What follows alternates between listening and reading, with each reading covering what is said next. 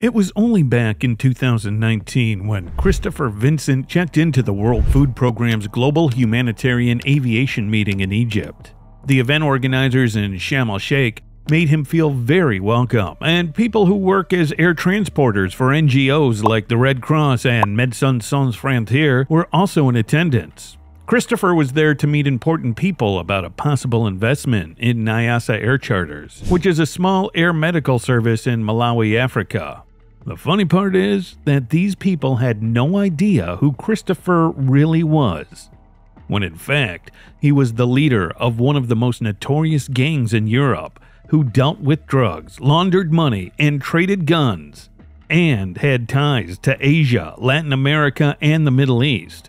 The guy had Irish and UK passports, spoke with an Anglo-Irish accent, and had lived in Spain and Belgium, so he was also skilled in French, Dutch, and Spanish. Originally known as the Dapper Don, the real name of this person was Christopher Vincent Kinahan. This gives birth to an interesting thought. What brings the Kinahan Cartel to Africa? Let's find out in this video. Without beating around the bush, Kinahan's stated goal was to offer aviation services to sub-Saharan African-based humanitarian help groups. But this was clearly just a front for some of his deepest goals, and he had seemingly planned to go to a country in southern Africa in case his business fell apart. Besides that, he came up with a plan to get planes, probably to sneak illegal goods into the country. Let's start by having a look at Zimbabwe. People who trade drugs across international borders run the risk of being caught and sent to prison, so it's not a surprise that the smart ones plan ways to get away when things get tough. Kinahan didn't just pick Zimbabwe at random. He picked it because it has a nice climate all year round, a secretive banking system, and offers the ability to live quietly when having enough money. Irish police think Kinahan had been planning his escape to Zimbabwe for about 5 years. He last went there in March of 2022, just before the U.S. put sanctions on him in April of that year. There was a $5 million reward from the U.S. Department of State for information that either stopped the cartel or led to the arrest and conviction of its leaders, such as Christopher Kinahan, Daniel Joseph Kinahan, and Christopher Kinahan Jr.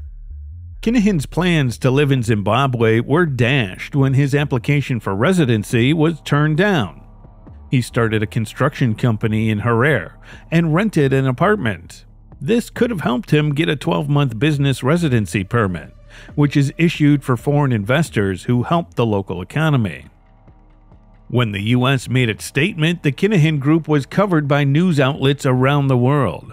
Christy's son Daniel Kinahan worked publicly with boxing promotions, but Christy himself did things behind the scenes.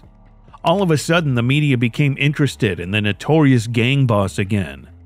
Investigations showed that Kinahan had a secret identity as Christopher Vincent, a business and aviation expert. Documents showed that he made the bold move to buy Egyptian military transport planes with the goal of setting up new drug trafficking camps in Africa.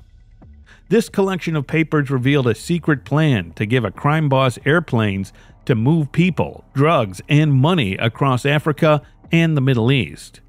Kinahan had many ideas for these airplanes. He wanted to fix up some of those to use for leisure and tourism, sell others, and keep some for himself.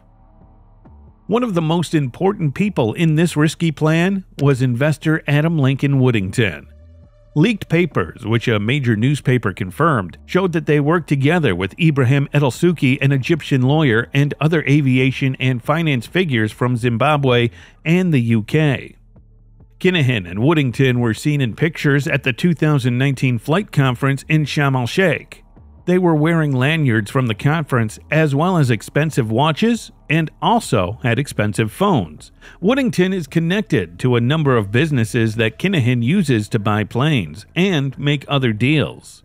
These include CA Aviation Consulting Services in Dubai, Crescents and Crosses in Singapore, Nyasa Air Charters, and Sea Dream Middle East General Trading.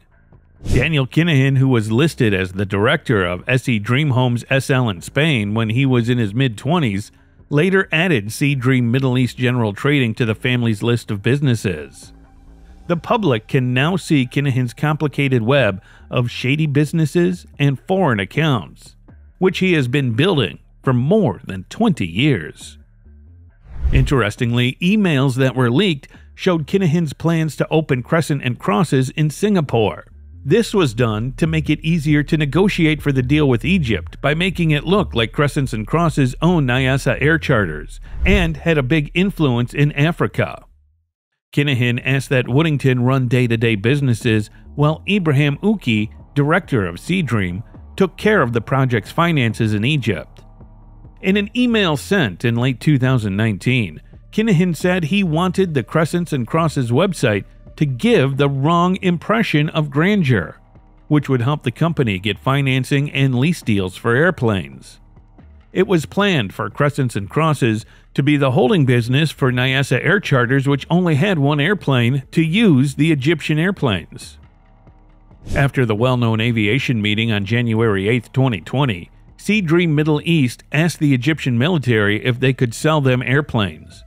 Ibrahim El-Sheikh, who was in charge of SE Dream, talked with Brigadier Hisham Nahil Monir in Abu Dhabi about buying up the 9 DHC Buffalo military transport airplanes for about $8 million each.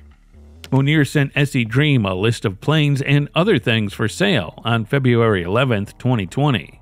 Documents that got out showed that the Egyptian government was ready to sell up to 30 planes.